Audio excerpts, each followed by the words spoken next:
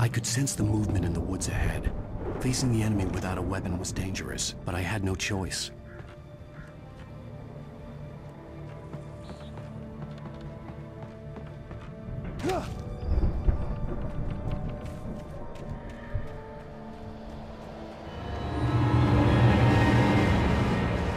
Omega-3 fatty acids are good for your heart.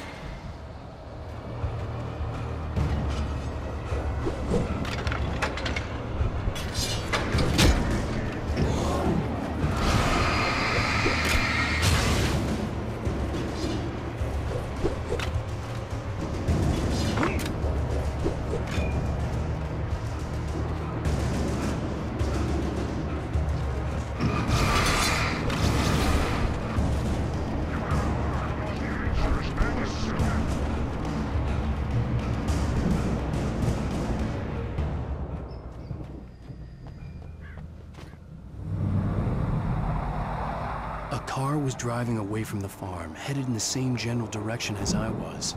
For all I knew, it was Barry, caught in the consequences of leaping before looking.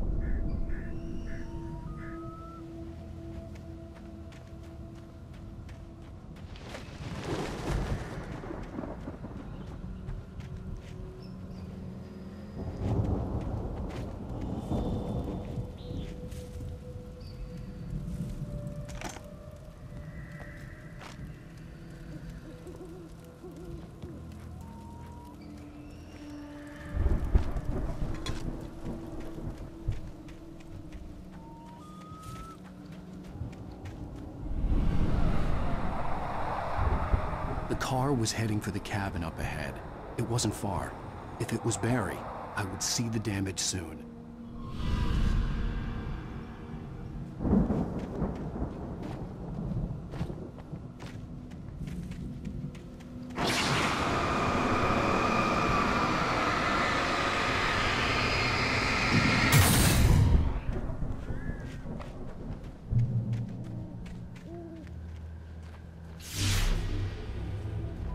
I'm trying to deliver each page to the right time and place. I'm trying to show you how the story goes. I had seen glimpses of the light before. I had seen it in my dream. It was a strange spaceman or a diver in a bulky suit. He was the one who'd been placing the pages on my path. The dark presence followed the choreography laid out to it in the manuscript, growing stronger and stronger, moving like a storm from one scene of destruction to the next. But it was still bound to follow the story and chained to the dark place it came from. When the story reached the end it longed for, it would finally be free.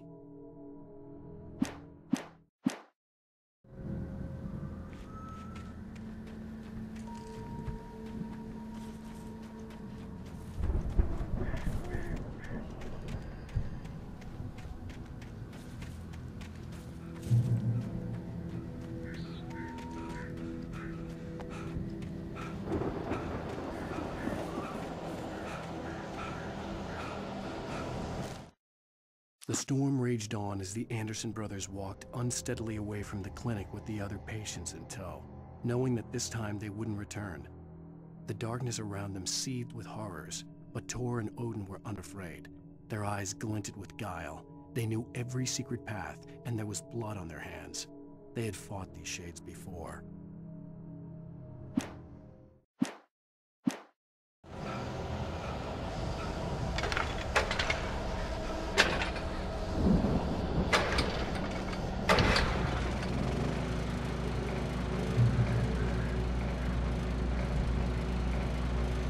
Someone had left a gun behind.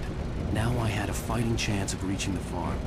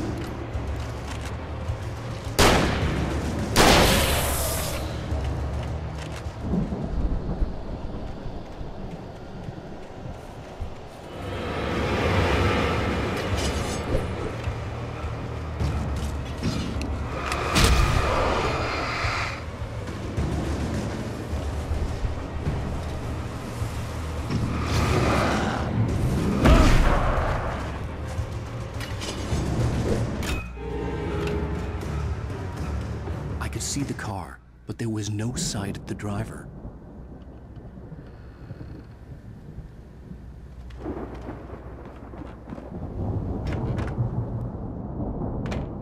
Hello? Anybody here? Ah! Barry!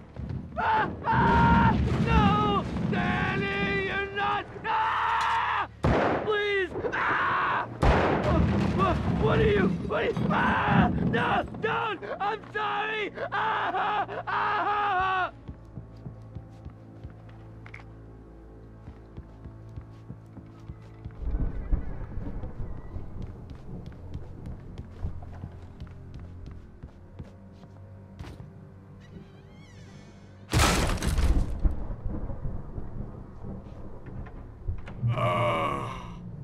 I know you. You were in jail the other day. I went to the farm again for the moonshine, you know? It makes you see. They're not gonna miss it. They're in the loony bin. My buddy, Danny, I lost him.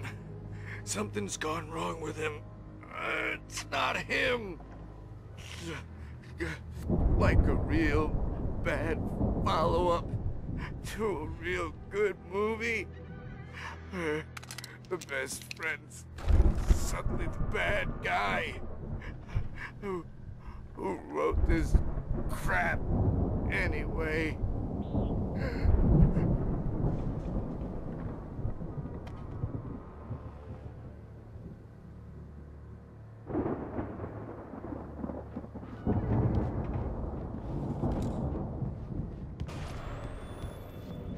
I've run through every possible course in my head.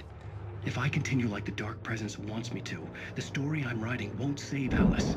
It's a horror story, and it's going to kill her, and me, and everybody in this town. No one will survive. Darkness will consume everything. This is what it's wanted all along. It will be free, unstoppable. It used Alice to get to me, dangled her in front of me to keep me going. It was never going to release her. I'm going to change this. I'll escape. I've written myself into the story. I'm now the protagonist. This feels like a terrible risk, but it's the only way to save Alice. I'll be bound by the events of the story just as much as anyone else who's been woven into it. The story must stay true for this to work. There have to be victims along the way, near escapes, cliffhangers. In a horror story, it can't be certain that the hero will succeed or even survive. He almost has to die. I'll write my own escape into the story next. I need help. Zane's going to be the one who will help me. I'll make it happen.